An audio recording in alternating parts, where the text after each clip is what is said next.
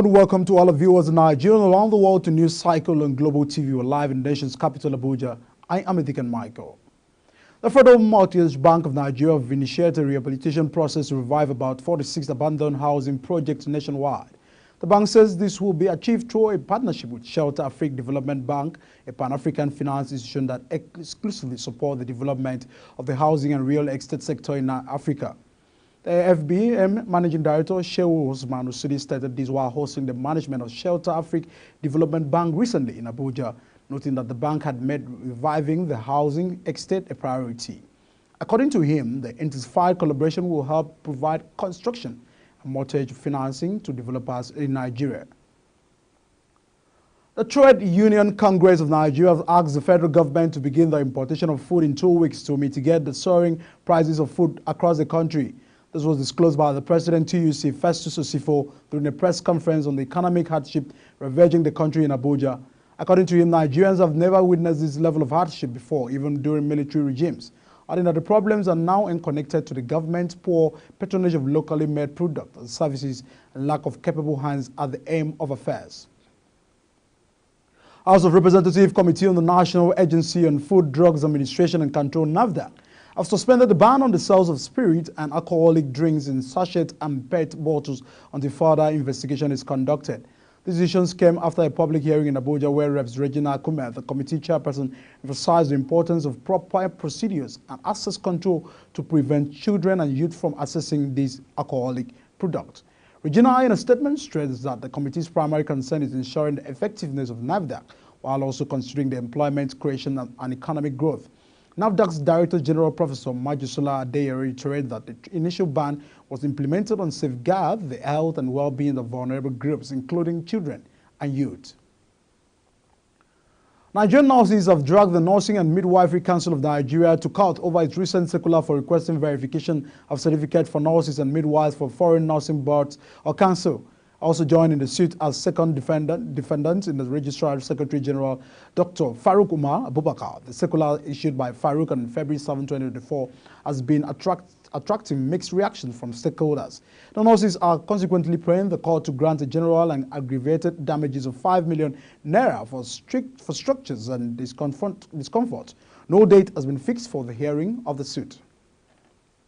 The Nigeria Police Force has stated that on the heels of the proposed nationwide protest by the Nigerian Labour Congress, it affirms the fundamental right of the citizens of the country to engage in peaceful protests in line with extant laws, adding that it has deployed personnel nationwide and placed them on red alert to monitor the planned protests.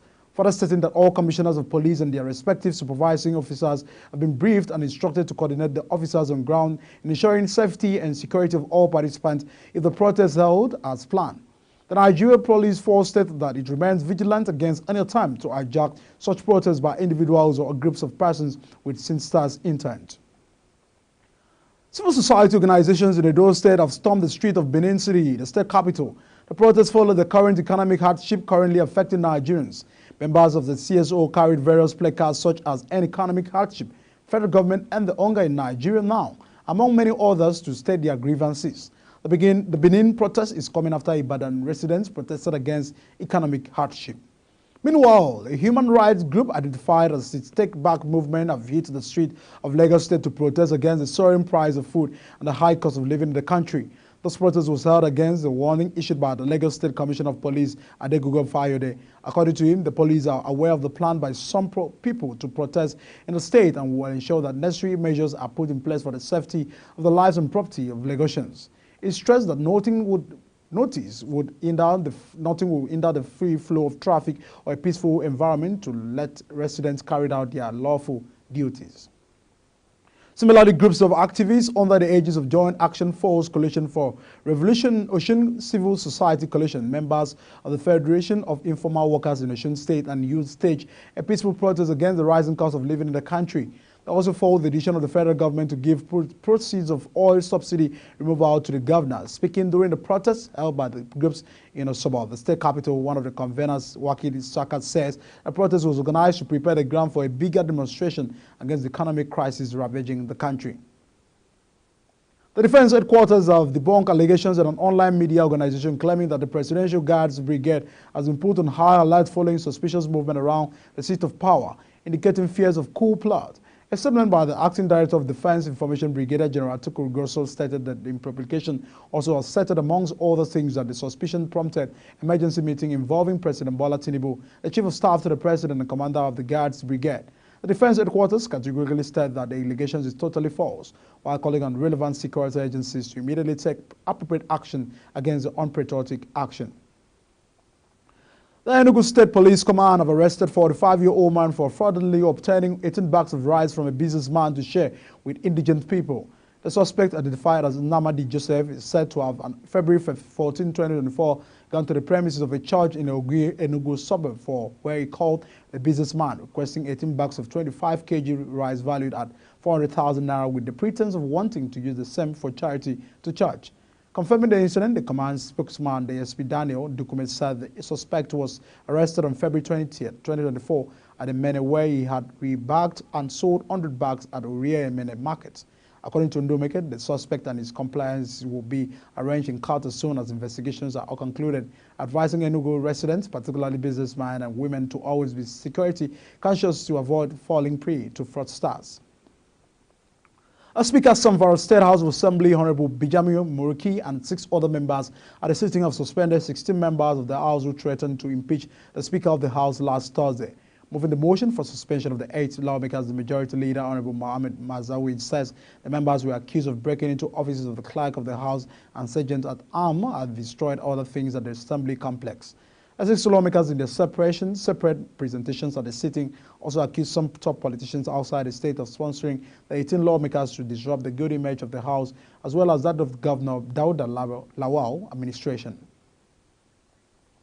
Justice Binta Yako of the Federal High Court, sitting in Abuja, has fixed March 19, 2024 for the ruling and application by the detained leader of the indigenous people of Biafra, IPOB, Nnamdi Kanu, seeking to be admitted to bail in the terrorism charges filed against him by the federal government. Justice Yako fixed the date on Monday after taking argument from Kanu's new counsel, Aloy Ajimoka, for bail for his client, Adebayo San, who stood for the federal government and objected to the granting of bail to the IPOB leader. While Awomolo took over the case from David Kwasin San from the Federal Ministry of Justice in Abuja for the prosecution, Kanu also engaged a new team of lawyers led by Pam Ajio for Alo, who took over the case from Mike Ozugeme San and Ifeanyi Ejiofor without abducing any reason for the change. You're watching News Cycle coming to you live from Nigeria's capital, Abuja, with Star Times Channel 276. Kindly follow us on all social media platforms using a Global TV NG and other handles now shown on the screen. When News Cycle returns, Forex crisis threatens modular refineries, 25 billion naira daily crude input. We have more stories for you. Stay with us.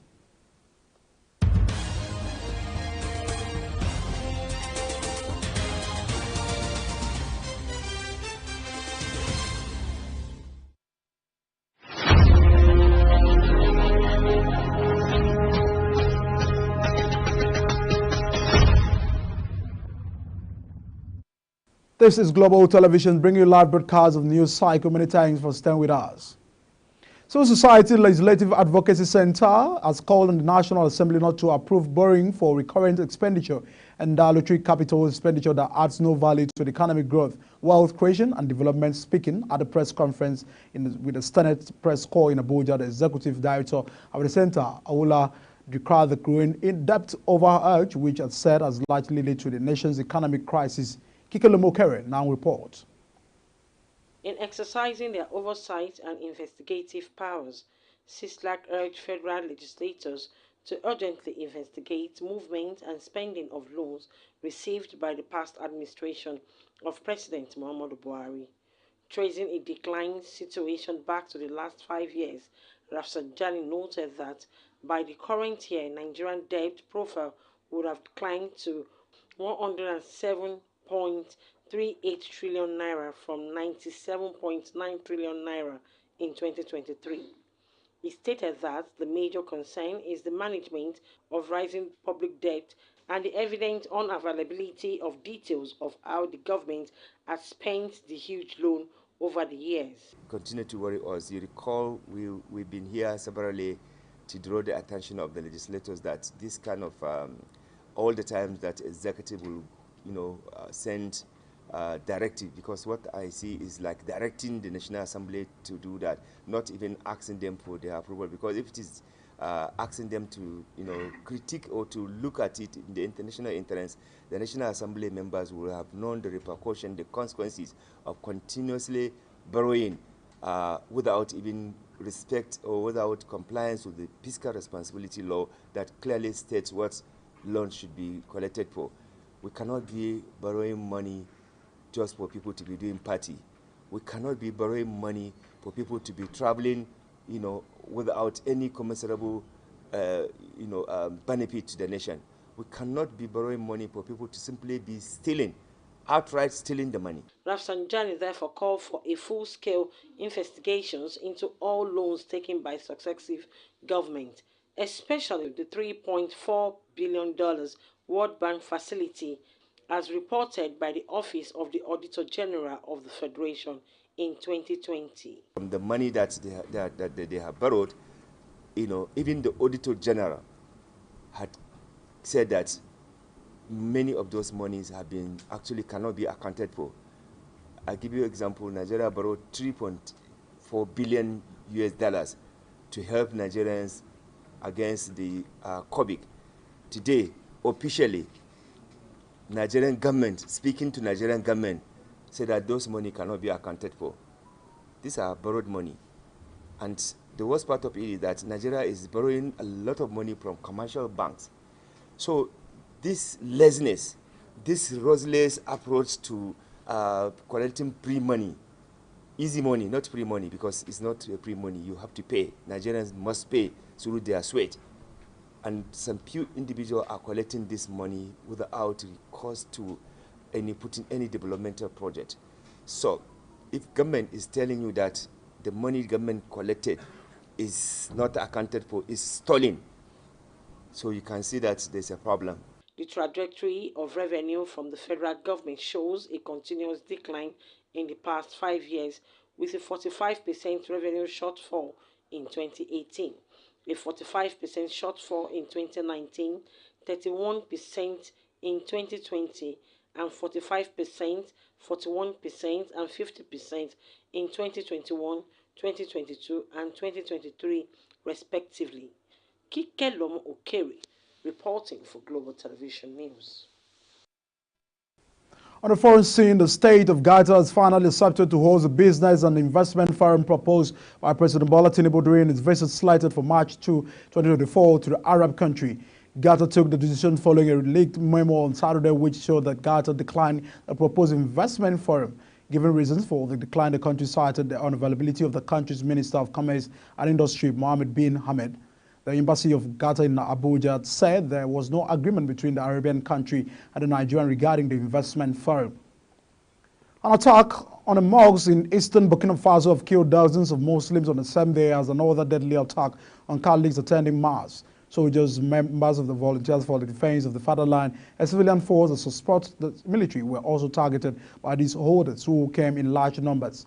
At least 15 civilians were killed and 2 others injured during an attack on the Catholic Church during the Sunday Mass in northern Burkina Faso. A man believed to be an active member of the U.S. Air Force has set himself on fire outside the Israeli embassy in Washington, as media reported, as he was protesting the war in Gaza.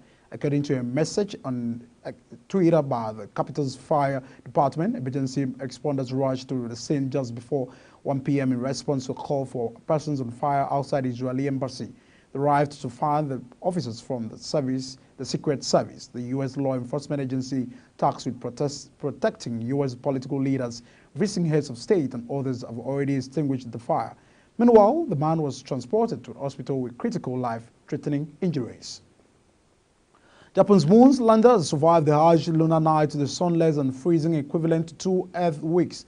The National Space Agency just said on Twitter that last night a command was sent to sleep and the response was received. The craft was put into sleep mode after an awkward landing in January left its solar panels facing the wrong way and unable to generate power. A change in sunlight direction later allowed it to send pictures back before it shut down against a lunar night fell.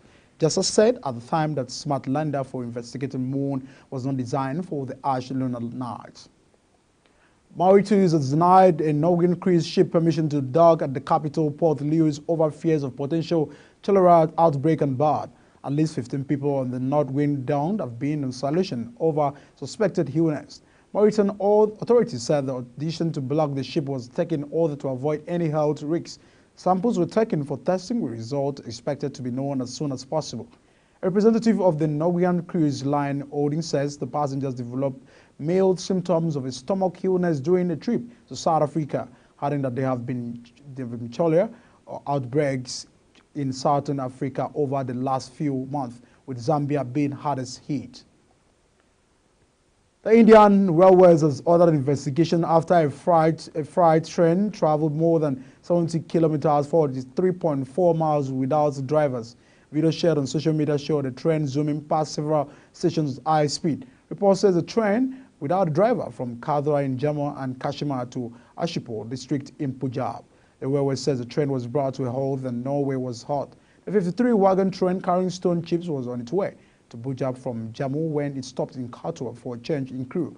Officials says it began moving down the slope on the railway track after the train driver and his assistant got off. Visitors from China have claimed that they were banned from German military plane at the recent air show, prompting an apology from manufacturer Airbus. The incident allegedly took place at the Singapore Air Show, one of the region's largest exhibitions of commercial and military aviation. The claims have gone viral in Chinese social media, sparking controversy.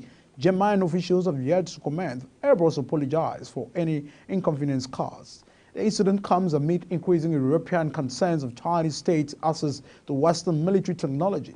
The president of the European Commissioner, Ursula von der Leyen, last year warned against European technologies enhancing China's military capacities. And now a quick look at business. Modular refineries in Nigeria are currently facing the threat of shutting down operations following their inability to access foreign exchange for the purchase of crude oil. A commodity price in United States dollars, Nigeria's 25 licensed modular refineries with a combined capacity of producing 200,000 barrels of crude oil daily. Although not all of the plants are currently operational, it was gathered that the functional ones were increasingly finding it difficult to purchase crude due to the worsening foreign exchange crisis in the country. On entertainment, popular Nigerian singer Adekunle Kasugu, professionally called Adekunle Gold, has finally opened up about his battle with sickle cell. The singer stated that he was diagnosed with sickle cell at birth. He paid tribute to sickle cell survivors during his latest stage performance. He expressed gratitude to God for a successful career and global recognition without significant health setbacks. He encouraged those with similar health challenges to remain resilient and determined in pursuing their life goals. Actress and director Hami Shimra has revealed she has been crushing syndromes caused by an overabundance of the hormone cortisol in her body. She revealed the condition after being swamped by comments about her face, with fans saying it looked putrid during recent TV interviews. She has previously spoken about body positively and said it was important to advocate for self-love and acceptance of the skin you are in her initial response. Kumar attributed the change in her appearance to endometriosis, adding that the subsequent Cushing's diagnosis left her feeling reborn. In the world of sport, Honduras striker Albert Ellis remained in an induced coma after a serious head injury with his French club Bordeaux, saying it was impossible to comment on his vital signs. Ellis, 28, was knocked unconscious just 40 seconds into Saturday's League 2 games against Gams, where he met a cross and galloped with the head of defender Donatien Gamus. Although Gamus recovered quickly, Ellis was treated for several minutes on the pitch before being evacuated to the hospital, where he underwent surgery. Ellis made his name with Houston in the MLS before moving to Europe in 2020 when he joined Portuguese side Boavista. He moved to Bordeaux in 2021. That is the news cycle. It came to you live from Nigeria's capital, Abuja, with Star Times Channel 276.